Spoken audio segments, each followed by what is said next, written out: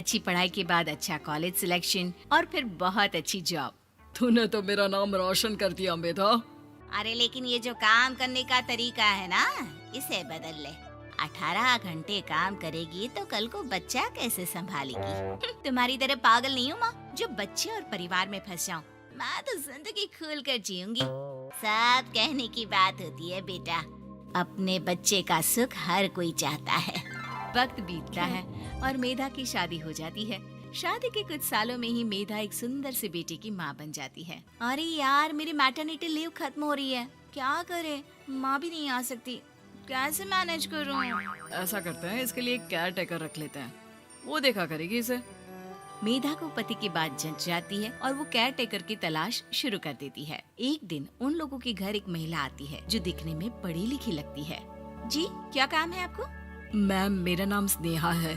आपका एड देखा care taker का, क्या मैं आपके यहाँ काम कर सकती हूँ? हाँ, क्यों नहीं, लेकिन आप तो अच्छे घर की लगती हैं, फिर नौकरी क्यों? दरअसल मेरे ससुराल वालों ने मुझे घर से निकाल दिया क्योंकि मैं माँ नहीं बन सकती और माता पिता भी नहीं है इस दुनिया में। तो अरे अरे, कोई बात नहीं, तुम लक्ष्य को ही अपना बच्चा समझो और यहीं रहना, और किसी भी चीज की जरूरत हो ना तो बता देना। नेहा खुशी खुशी लक्ष्य को संभालने लगती है। रात को जब मेधा घर पर आती है, अरे क्या बात है स्नेहा, तुमने खाना नहीं खाया क्या? अरे दीदी, आपका बेटा टाइम दे तब ना। अरे तो जब वो सोता है तब खा लिया करो। तब तो मैं इसके पास ही बैठी रहती हूँ। कोई मच्छर या कीड़ा काट ले लक्ष्य को तो अब आप पकड़ो, मैं खाना खा लेती हूँ। स्नेहा वहाँ से चली जाती है। बहुत ही अच्छे से ख्याल रख रही है ये लक्ष्य का। मेधा, इतना तो शायद तुम भी ध्यान नहीं देती। मेधा को पति की बात बुरी तो लगती है, लेकिन कुछ नहीं कहती। धीरे धीरे स्नेहा मेधा और उसके पति के साथ बाहर भी जाने लगी। सुनो, स्नेहा को भी बाजार ले चलते हैं, वो क्या है ना, लक्ष्य को देख लेगी जब तक मैं शॉपिंग कर लूंगी। हाँ हाँ चलो, वैसे मैं चाह रहा था कि लक्ष्य को लेकर हम दोनों ही चलते। क्या यार, तुम तो फ्री में इमोशनल हो जाते हो, कितना देख लेंगे हम दोनों मिलकर, ले चलो उसे। कार से निकलकर मेधा और लक्ष्य रोड क्रॉस कर रहे थे कि सामने से कार आ जाती है। मेधा का ध्यान नहीं होता, लेकिन स्नेहा तुरंत लक्ष्य को मेधा से छीन लेती है। मेधा गिर जाती है और कार मेधा को छूकर निकलती है, जिससे मेधा को खून आ जाता है। पति मेधा को हाथ देकर उठाता है। स्नेहा लक्ष्य को लेकर गले लगाई रहती है। थैंक्स स्नेहा, मैंने तो ध्यान ही नहीं दिया था कि कार आ रही है। स्नेहा का गुस्सा मालकिन पर टूट पड़ता है। अरे कैसी माँ है आप, अगर आज कुछ लक्ष्य को हो जाता तो मैं आपको कभी माफ नहीं करती। छोटा सा बच्चा है, उसे चोट लगती है तो पता है कितनी तकलीफ होती है। पति भी स्नेहा को देखने लगता है कि उसे क्या हो गया। मेधा को स्नेहा पर काफी गुस्सा आ जाता है। घर आकर कहती है, देखो स्नेहा, माना तुम लक्ष्य को बहुत प्यार करती हो, लेकिन वो मेरा बेटा है, मैं कभी जानबूझकर उसके साथ बुरा नहीं कर सकती, समझी? मुझे माफ कर दीजिए, मैं लक्ष्य को लेकर कुछ ज्यादा ही सेंसिटिव हो चुकी हूँ। मैं ध्यान रखूंगी कि आगे से ऐसा ना हो। मेधा का मन स्नेहा से अब हटने लगा था। एक शाम मेधा ऑफिस से घर आती है कि लक्ष्य उसे दिखाई नहीं देता और ना ही स्नेहा।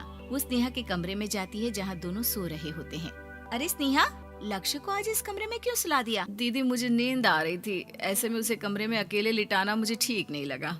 मेधा बच्चा उठाने लगती है कि स्नेहा टोक देती है। रहने दीजिए ना दीदी, सो रहा है, फालतू में नींद खराब हो जाएगी। मेधा को गुस्सा आ जाता है और वो बच्चा उठाकर वहाँ से चली जाती है। अगले दिन मेधा स्नेहा को बुलाती है, साथ में एक और लड़की खड़ी होती है। स्नेहा, अब तुम अपना कुछ और देख लो, हम लोगों को नई केयर टेकर मिल गई है, तुम इस हफ्ते घर छोड़ देना। स्नेहा का मन लक्ष्य को छोड़ने का नहीं करता, लेकिन नौकरी तो नौकरी होती है ना। स्नेहा घर से चली जाती है। धीरे धीरे महीने और साल बीतते जाते हैं और लक्ष्य एक नौजवान लड़का हो जाता है। लक्ष्य, आज मुझे मंदिर जाना है, ले चलोगे? ठीक है माँ, एक काम करके अभी वापस आता हूँ, तब तक आप और पापा दोनों तैयार हो जाइए। दोनों तैयार होकर बैठ जाते हैं, लेकिन लक्ष्य काफी देर तक नहीं आता। अरे मेधा, फोन तो करो लक्ष्य को, देखो क्या हो गया उसे। मेधा फोन करती है तो पता चलता है कि लक्ष्य का एक्सीडेंट हो गया है और वो सिटी अस्पताल में है। जल्दी चलिए, पता नहीं कैसा होगा मेरा बेटा। अरे चिंता ना करो, सब ठीक होगा, मैं अभी कार निकालता हूँ। दोनों मियाँ बीवी अस्पताल पहुँचते हैं, जहाँ वो लोग देखते हैं कि लक्ष्य बिस्तर पर पड़ा होता है।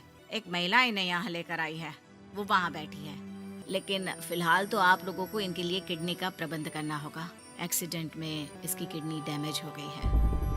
मेरी ले लीजिए डॉक्टर साहब, मेरे बेटे को बचा लीजिए। नहीं नहीं, आप माँ हैं, आपकी नहीं ले सकते, पिता की भी नहीं। आप किसी रिलेटिव या दोस्त से पता कर लें और हाँ थोड़ा जल्दी करें क्योंकि देर होने से मामला बिगड़ सकता है। मेधा बैठकर रोने लगती है कि वहाँ डॉक्टर आ जाते हैं। जिस औरत ने आपके बेटे को यहाँ भर्ती कराया था वो अपनी किडनी आपके बेटे को देना चाहती है। हाँ? कौन है वो? कहाँ है वो? तभी वहाँ स्नेहा आ जाती है। स्नेहा तुम? मैं लक्ष्य को पहचान नहीं पाई थी, लेकिन आप लोगों को देखकर समझ गई कि ये लक्ष्य है, इसलिए वापस आ गई। मैं अपनी किडनी आपके बेटे को देना चाहती हूँ। मेरी अपनी तो कोई औलाद नहीं, लेकिन लक्ष्य में मैंने हमेशा अपना बच्चा देखा। तुम धन्य हो स्नेहा, जो इतने साल में भी लक्ष्य को भूल नहीं पाई। सही मामले में तो वो तुम्हारा ही बच्चा होगा, क्योंकि जन्म भले ही मैंने दिया हो, लेकिन आज तुम